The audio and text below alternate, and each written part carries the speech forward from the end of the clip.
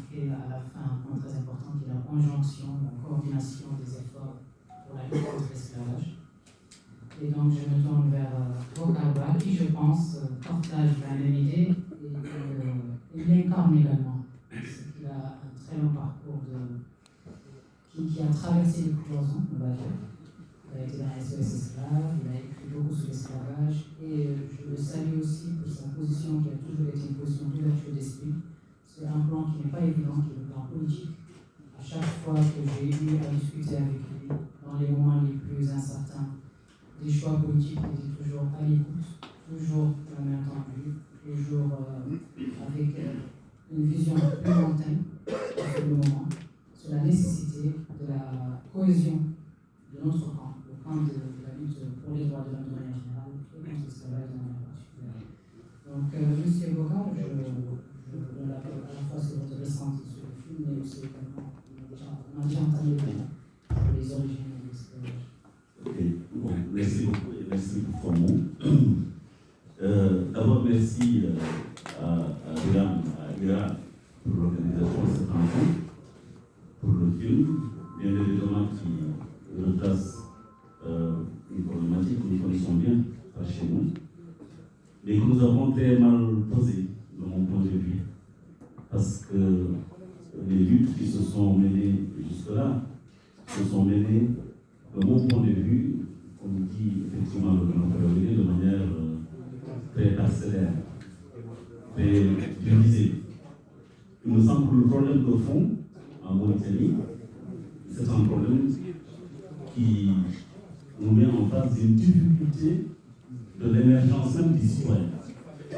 Parce qu'au final, quelles que soient les injustices qu'il y a en Mauritanie, nous ne pouvons pas les régler si nous ne les regardons pas de leur point de vue, du point de vue de leur structure, de la manière de leurs origines. La question de l'esclavage, comme a dit Vélé, historiquement, c'est une question qui concerne toutes les sociétés mauriciennes. Soit la société maure ou la société africaine, l'esclavage a toujours été une question. Souvent, par provocation, je dis même que si nous avons connu la traite négrière, c'est bien parce que dans nos propres sociétés, la question de l'esclavage n'était pas inconnue. Si nous n'avions pas été des sociétés esclavagistes, la traite négrière, qu'elle soit la traite dans le monde arabe, comme la traite liée au commerce triangulaire, n'aurait jamais été possible si nos sociétés n'étaient pas profondément injustes. Si nous avons accepté si facilement d'être transférés de continent à continent, c'est parce que nous savions que dans nos propres sociétés, on pouvait prendre un homme, lui mettre une corde au cou et l'amener travailler au champ sans son consentement. Donc, ça n'est possible que dans des sociétés qui sont structurellement injustes. Et face à tout cela, nous avons voulu construire un État moderne. Et cet État moderne a été construit sur la base d'une idéologie de construction nationale qui est elle-même fondée sur la question esclavagiste et sur le féodalisme. L'État mauritanien a émergé sans même que les questions qui précèdent cet État ne soient abordées. Je ne dis même pas résolues, mais ne soient abordées. C'est pour cette raison que l'État mauritanien a été construit. Déjà, c'est une base à la fois esclavagiste, tribale, régionale, ethniciste. Et tant que nous ne pensons pas la question de ce point de vue-là, nous ne la réglerons pas. Moi, je suis d'accord qu'on ne peut pas régler la question de l'esclavage si nous ne pensons pas sa corrélation avec la question du racisme d'État. Vous avez vu dans le film, il a beaucoup été question du rapport entre les communautés, de la question du racisme, de la question de l'esclavage, parce que je pense que ces questions sont profondément liées. Et nous ne pouvons pas les envisager différemment.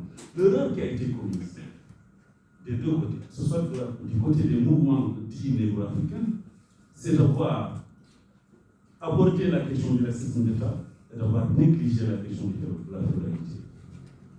Je fais partie de ces militants négro-africains qui ont toujours abordé la question du racisme d'État avec verve. Mais à chaque fois que la question des injustices liées à la société négro-africaine elle-même, la question du système de caste a été soulevée, il est vrai que nous avons été timorés.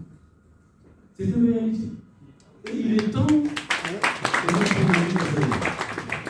et je le dis d'autant plus aisément que j'ai toujours eu cette position. Ce n'est pas un changement pour ceux qui me connaissent. Ils savent que quand j'ai été à SOS Esclaves en 1995-96, 1996, à cette époque-là, j'y ai été parce que je pensais que la question de l'esclavage ne concernait pas que les Mauritaniens. Elle nous concerne au premier plan. Parce que nous ne pouvons pas viser la question des injustices qui sont liées à l'État sans viser la question des injustices qui sont liées à notre propre société. Donc les deux combats doivent se mener de la même manière, avec la même démarche et avec la même rigueur. Parce que ce qui importe finalement, c'est d'arriver tous ensemble, quelles que soient les ethnies, quelles que soient les régions, quelles que soient les tribus, à faire nation ensemble. Et c'est ça la grande difficulté de la Mauritanie, c'est qu'il n'y a pas de nation. Il y a un conglomérat de groupes, de catégories de gens qui cohabitent ensemble, qui vivent ensemble, sans réellement vivre ensemble, qui se côtoient sans vivre ensemble. Vous savez, c'est comme en amour, on dit. Souvent, c'est facile de se regarder et de se dire qu'on s'aime. Mais quand on ne regarde pas dans la même direction, ça ne sert à rien, ça ne marchera pas. Et le problème de la Mauritanie, c'est que nous ne regardons pas la même direction.